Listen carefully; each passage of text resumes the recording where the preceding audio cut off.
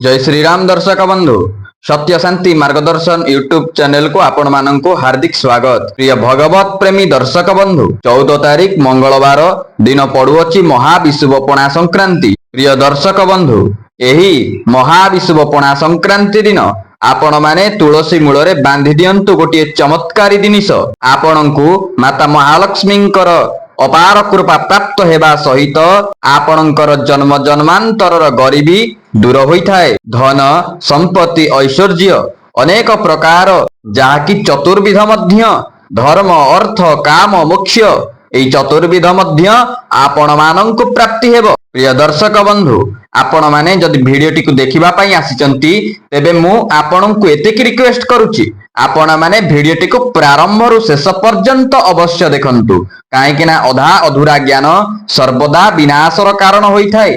खास सेइथिपाई तो दर्शक बंधु आपण मानंकु मु एतिकी रिक्वेस्ट करूची आपण माने जोटा को देखिबा को आसीचंती किबा बुझिबा पई चेष्टा करूचंती कोन सेही जिनिस तेबे आपण माने प्रारंभ रु शेष पर्यंत देखिले ही जानि परिबे प्रकृत सही चमत्कारिता जिनिसटी कौन अटे। केउ जिनिस को कि महाविषुव पणा संक्रांति दिन तुलसी चौरा मूल रे बांधी देबार अछि।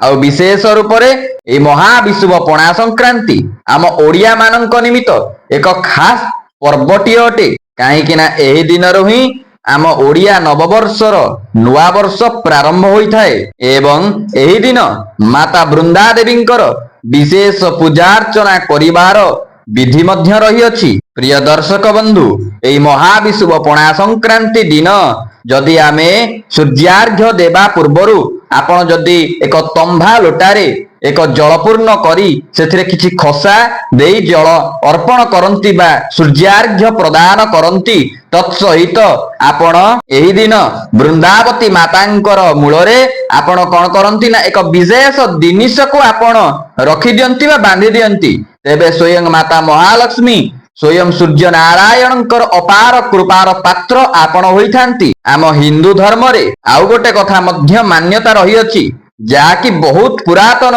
एबे सिना एई प्रथा वर्तमान प्रचलित आउ हेउ नाही लोप प्राय होई साइलाणी किंतु पूर्वरु जो माने करूथिले सेमानंकर भाग्य एक नूतन दिग को मोड़ नेउथिला। कोन सही नूतन कार्य ना प्रत्येक वर्ष पणा संक्रांति दिन आमर पूर्व पुरुष मानक आपण पचारि देबे जो माने वृद्ध वयस्क व्यक्ति विशेष थिबे से माने एही विषय सहित बहुत भल भाव रे परिचित होइथिबे।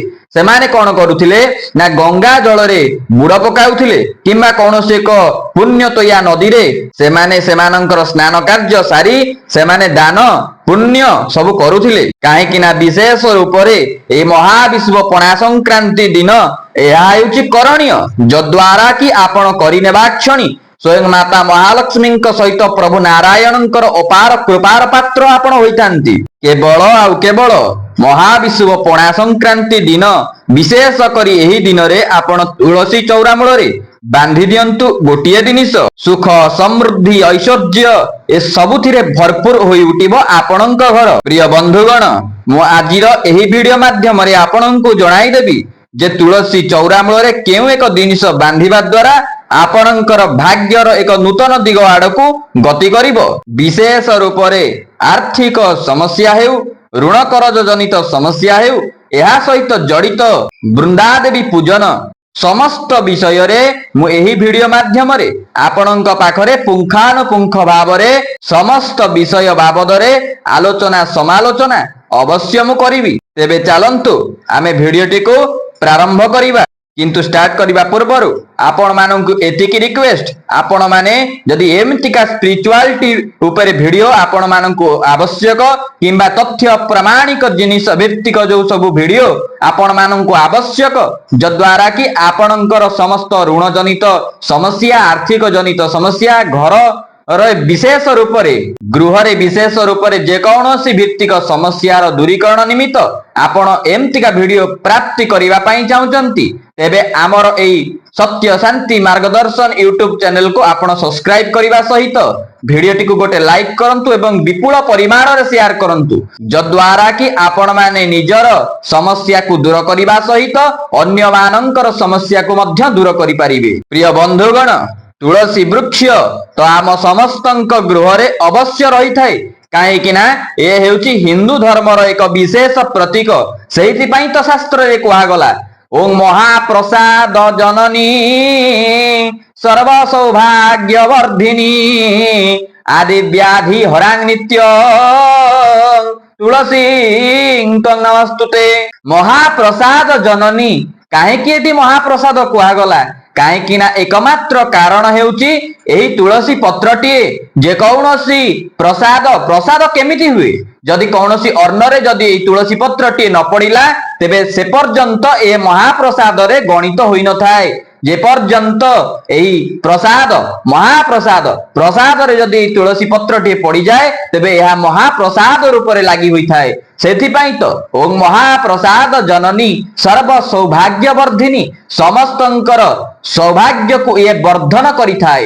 ଆଦି ବ୍ୟାଧି ହରାଂ ନିତ୍ୟଂ, ବ୍ୟାଧି ମାନେ ଆମ ଶରୀରରେ ସମସ୍ତ ରୋଗ ନାଶକ ଏହି ମହାପ୍ରସାଦ ଜନନୀ ତୁଳସୀ ପତ୍ର ହୋଇଥାଏ। ତୁଳସୀ ତ୍ୱଂ ନମସ୍ତୁତେ, ମୁଁ ସେଇ ତୁଳସୀ ବୃକ୍ଷ, ମୁଁ ସେଇ ତୁଳସୀ ମାତାଙ୍କୁ ପ୍ରଣିପାତ କରୁଅଛି।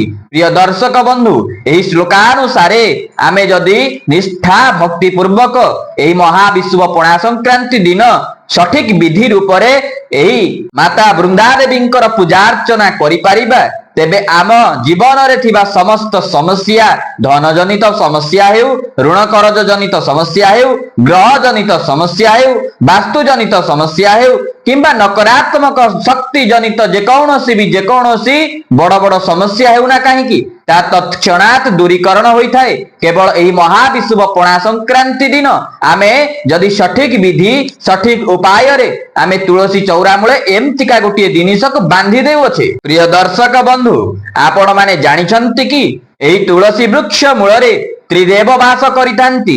ବ୍ରହ୍ମଦେବ, ବିଷ୍ଣୁଦେବ ଏବଂ ସ୍ୱୟଂ ସଦାଶିବ ମହେଶ୍ୱର ଏହି ତୁଳସୀ ମୂଳରେ ନିଶ୍ଚିନ୍ତ ରୂପରେ ଚିରବାସ କରିଥାନ୍ତି। ଏହାକୁ ଜାଣିଲେ ଆପଣ ଆଶ୍ଚର୍ଯ୍ୟ ହୋଇଯିବେ। ଖାଲି ଯେ ଆମେ ବୃନ୍ଦା ଦେବୀଙ୍କୁ ପୂଜା କରିବା ଦ୍ୱାରା ବୃନ୍ଦା ଦେବୀଙ୍କର ଆଶୀର୍ବାଦ ଆମକୁ ପ୍ରାପ୍ତ ହୋଇଥାଏ, ଏ ଚିନ୍ତାଧାରା ଆପଣଙ୍କର ସମ୍ପୂର୍ଣ୍ଣ ରୂପରେ ଭୁଲ ଅଟେ। କାହିଁକି ନା ଏହି ତୁଳସୀ ଚଉରା ମୂଳରେ ବା ଚତୁଃପାର୍ଶ୍ୱରେ, ପ୍ରଥମତଃ ଚତୁଃପାର୍ଶ୍ୱରେ ଦେଖିବାକୁ ଗଲେ 33 କୋଟି ଦେବାଦେବୀଙ୍କ ସହିତ ତୁଳସୀ ଚଉରା ମୂଳରେ ସ୍ୱୟଂ ଲକ୍ଷ୍ମୀ ନାରାୟଣ ତଥା ତ୍ରିଦେବ ବ୍ରହ୍ମଦେବ, ବିଷ୍ଣୁଦେବ ଏବଂ ସଦାଶିବ ମହେଶ୍ୱରଙ୍କର ଚିରବାସ ରହିଥାଏ। ଯଦି ଆମେ ବୃନ୍ଦା ଦେବୀଙ୍କୁ ନିଷ୍ଠାପର ରୂପରେ ଆପଣ ମହାବିଷୁବ ପଣା ସଂକ୍ରାନ୍ତି ଦିନ ଏହି ଉପାୟରେ ପୂଜା କରୁଛନ୍ତି ତେବେ 33 କୋଟି ଦେବାଦେବୀଙ୍କ ସହିତ ବ୍ରହ୍ମଦେବ, ବିଷ୍ଣୁଦେବ ଏବଂ ସଦାଶିବ ମହେଶ୍ୱରଙ୍କ ସହିତ ତ୍ରିଦେବୀଙ୍କର ମଧ୍ୟ ଆଶୀର୍ବାଦର ପ୍ରାପ୍ତ ଆପଣ ଅବଶ୍ୟ କରିଥାନ୍ତି। ପ୍ରିୟ ଦର୍ଶକ ବନ୍ଧୁ, ମୁଁ ଆପଣଙ୍କୁ ଏକ ଉପାୟ ତ ନିଶ୍ଚିନ୍ତ ବତେଇବି, କିନ୍ତୁ ମୁଁ ଏବେ ଯୋଉ ଉପାୟଟି କହୁଛି ଏଇଟା ଆପଣ ପ୍ରତ୍ୟେକ ଦିନ କରିବା ଉଚିତ। ଯେ ମହାବିଷୁବ ପଣା ସଂକ୍ରାନ୍ତି ଆସୁଛି ବୋଲି ବିଶେଷ ପୂଜା କରିବା, ନିଶ୍ଚିନ୍ତ ଆମେ ସେଇ ଉପାୟଟିକୁ ଆପଣଙ୍କୁ ଅବଶ୍ୟ କହିବୁ, କିନ୍ତୁ ଏଇ ଯୋଉ ମୁଁ କଥାଟି କହୁଛି ଆପଣ ଯଦି ଏହାକୁ ଜୀବନ ଆଦର୍ଶରେ ଆପଣଙ୍କର ପ୍ରତ୍ୟେକ ଦିନ ଆପଣ ଆଣିପାଇଲେ ତେବେ ଦେଖିବେ ଦର୍ଶକ ବନ୍ଧୁ 21 ରୁ 21 ଦିନ ଭିତରେ ଆପଣଙ୍କର ଅନେକ ପ୍ରକାର ଚେଞ୍ଜେସ ଆସିଯିବ। ଯାହାକୁ କି ଆପଣ ଇଚ୍ଛିତ ଆକାରରେ ରଖିଛନ୍ତି ସେଗୁଡିକ ପୂର୍ଣ୍ଣ ହୋଇପାରି ନାହିଁ, ତାହା ଅତି ଜଲ୍ଦି ନିଶ୍ଚିନ୍ତ ରୂପରେ ପୂର୍ଣ୍ଣ ହେବ। ପ୍ରଥମ କଥା ମୁଁ ଆପଣଙ୍କୁ କହି ରଖୁଛି, ଆପଣ ମାନେ ଯେତେବେଳେ ଶଯ୍ୟା ତ୍ୟାଗ କରୁଛନ୍ତି, ସ୍ନାନାଦି କର୍ମରୁ ଆପଣ ନିବୃତ୍ତ ହୋଇସାରିଲା ପରେ ଆପଣ ସୂର୍ଯ୍ୟ ଦେବଙ୍କୁ ଜଳ ଅର୍ଘ୍ୟ ଅର୍ପଣ କରନ୍ତୁ। ଓମ୍ ଏହି ସୂର୍ଯ୍ୟ ସହସ୍ରାଂଶ ତେଜରାସେ ଜଗତ୍ପତେ ଅନୁକମ୍ପାୟମାଂ ଦେବ ଗୃହାର୍ଘ୍ୟଂ ଦିବାକର। ଯଦି ଏ ମନ୍ତ୍ରଟିଏ ବୋଲିବାକୁ ଅସମର୍ଥ ପ୍ରକାଶ କରୁଛନ୍ତି ତେବେ ଆପଣ ମାନେ ଓମ୍ ଘୃଣୀ ସୂର୍ଯ୍ୟ ଆଦିତ୍ୟାୟ ନମଃ, ଓମ୍ ଘୃଣୀ ସୂର୍ଯ୍ୟ ଆଦିତ୍ୟାୟ ନମଃ ଏମିତି ଆପଣଙ୍କର ଆଞ୍ଜୁଳାରେ 7 ଆଞ୍ଜୁଳା ଜଳ ସୂର୍ଯ୍ୟ ଦେବଙ୍କୁ ଅର୍ପଣ କରନ୍ତୁ। ତତ୍ପରେ ଆପଣ ମାନେ କଣ କରନ୍ତୁ, ସେହି କାର୍ଯ୍ୟଟି ସରିସାରିଲା ପରେ ଆପଣ ମାନେ କଣ କରିବେ ନା 1 ଲୋଟା ଜଳ ନେଇକି ଆସନ୍ତୁ ମାତା ବୃନ୍ଦାବତୀଙ୍କୁ ବା ମାତା ବୃନ୍ଦାବତୀଙ୍କ ମୂଳରେ ଜଳ ଅର୍ପଣ କରିବା ପାଇଁ। ସେଥିରେ କିଛି କଞ୍ଚା କ୍ଷୀର ମିଶାନ୍ତୁ ଏବଂ ଗୋଟେ ମିଶ୍ରିର ଛୋଟ ଟୁକୁଡାଟିଏ ଆପଣ ସେଥିରେ ସେଇ ଜଳରେ ଅର୍ପଣ କରିବା ପାଇଁ ଆପଣ ସେଇଥିରେ ପକେଇ ଦିଅନ୍ତୁ। ଏବଂ ଯେତେବେଳେ ଆପଣ ମାତା ବୃନ୍ଦା ଦେବୀଙ୍କୁ ଜଳ ଅର୍ପଣ କରୁଛନ୍ତି ତେବେ ଗୋଟିଏ ମନ୍ତ୍ରର ଉଚ୍ଚାରଣ ପୂର୍ବକ କରନ୍ତୁ। ଓଂ ମହାପ୍ରସାଦ ଜନନୀ ସର୍ବ ସୌଭାଗ୍ୟ ବର୍ଦ୍ଧିନୀ आदि व्याधि हरांग नित्यं तुलसी त्वं नमस्तुते। देखिबे दर्शक बंधु, हाँ मु आपनको कहि रखुची, जदि आपण माने एही मंत्रटी को बोलिबाको असमर्थ प्रकाश करूछंती तेबे आपण माने ओम लक्ष्मी नारायणाय नमः कहिकी जल अर्पण करि पारिबे। एमती जल अर्पण करि साइला परे सेही बृंदा देवींकर सेही मूर्तिकारु टिके आनंतु तुलसी मूलर जो माटी टिके आपण आनिकी आपणकर अनामिका अंगुष्ठरे आपणकर मस्तक उपरे लगेई दियंतु। देखिबे आपणଙ୍କୁ एही दिन कोन प्रत्येक दिन जदि एपरि करिवे आपणकर चिंताधारा बी पॉजिटिव रहिबा सहित आपणकर चतुर्पार्श्वरे एक नूतन पॉजिटिविटी आपणଙ୍କୁ सुरक्षा प्रदान करिवो। एहा हेउची चक्षुष प्रमाण। कहीं हिंदू शास्त्रानुसारे हिंदू धर्म अनुसारे बृंदा देवींकर पूजनर एवं तांकर जो महिमा अनेक रही अछि जहाकु कि आमे निज तुंडरे वर्णना करि परिबा नाही। प्रिय दर्शक बंधु, एबे आसंतु जानिबा ए महाविश्व पणा संक्रांतिर महा उपाय विषय। एमतिका केउ जिनिस को बांधि नेबा क्षणी माता वृंदावतींकर हेतुक कृपार पात्र आपण होइतांती। स्वयं माता महालक्ष्मी हुंतु किंबा स्वयं नारायण हुंतु तांकर कृपार पात्र आपण होई पारंती। तेबे दर्शक बंधु मु आपणଙ୍କୁ कहि रखुची ताहा हेउची चुनरी। आपण माने सुनि देले चुनरी तापरे बांधि देबे, किंतु मन रखि थांतु मु किछि विधि आ विधान कहिबी। जो विधि विधान की आपण माने करिबा द्वारा स्वयं माता वृंदावतींक सहित लक्ष्मी नारायण महाप्रभु भी मध्य अत्यंत प्रसन्न होइथांती। ताहा केउ उपाय? प्रथम कथा मो जेमति आपनको पूर्व माने कथारे जेमति कहिली जे पूर्व विषय वस्तु अनुसारे आपण माने सूर्यार्घ्य परे आपण बृंदा देवी को जल अर्पण करि सारिबे। आपण जल अर्पण करि साइला परे गोटे चुनरी आनंतु। मने रखि थांतु बिना चुनरी रे आपणकर पूजा केबे भी समाप्त होई न थाए। आ जदि आपण प्रत्येक दिन परिका जदि किछि चुनरी न देइचंती वृंदावतींक उपरे किंबा कोनोसी वस्त्र माने मातांकु आपण माने अर्पण करि नाहंती तेबे आपण निश्चिंतर महापातकर दोषी हेउचंती। ठीक अछि, आपण जहा करि नाहंती किंतु विशेष रूप रे महाविश्व पणा संक्रांति ठारू मने रखि थांतु आपण माने एही दिन एक लाल चुनरीटिए नै आसंतु। लाल चुनरी नै आसिला परे आपण दुईपट शंखा आनंतु। एही लाल चुनरी आ दुईपट शंखा मातांकु अत्यंत प्रसन्न करिथाय। प्रिय दर्शक बंधु, कहीं ए महाविश्व पणा संक्रांति सहित हनुमान जींकर मध्य एक तत्व भित्तिक रहस्य मध्य एही दिन जड़ित आकार रही अछि। तत्सहित एही दिन मर्त्यमंडल रे 10,000 अधिका पॉजिटिविटी माने शक्ति गुड़िक एही मर्त्यमंडल रे मौजूद आकार रे रहिथांती। तो प्रिय दर्शक बंधु, आपण माने कोन करिवे एक दीपक प्रज्वलन करंतु। मु कहि रखुची जहा सरंजाम कहूची आपण गोटी गोटी की मने रखि थांतु। प्रथमतः गोटे लाल चुनरी, दुईपट शंखा एवं घृतपूर्ण दीप। घृत कोन ना घीयपूर्ण दीपटिए आपणଙ୍କୁ एही दिन आवश्यक पड़िबो। आउ किछि हळदी गोळा अरुआ चाउल आउ दुईटी दुब बास एतिकी आपण नै आसंतु। विशेष रूप रे किछि धळा फूल जदि एही दिन होई पारिबो तेबे आपणଙ୍କ निमित्त अत्यंत उत्कृष्ट। तेबे आपण माने कोन करिवे ना एही दिन जल अर्पण करि साइला परे आपण घृतपूर्ण दीपटिए मातांकर पाखापाखी एक घृतपूर्ण दीपटिए मांक पाखरे प्रज्वलन करि दियंतु। घृतपूर्ण दीप जेतेबेले आपण प्रज्वलन करिवे हळदी मिसा चाउल रे आपण कोन करंतु दीप तळे थुअंतु। दुईटी दुबक मध्य सेही हळदी मिसा चाउल उपरे आपण रखि दियंतु।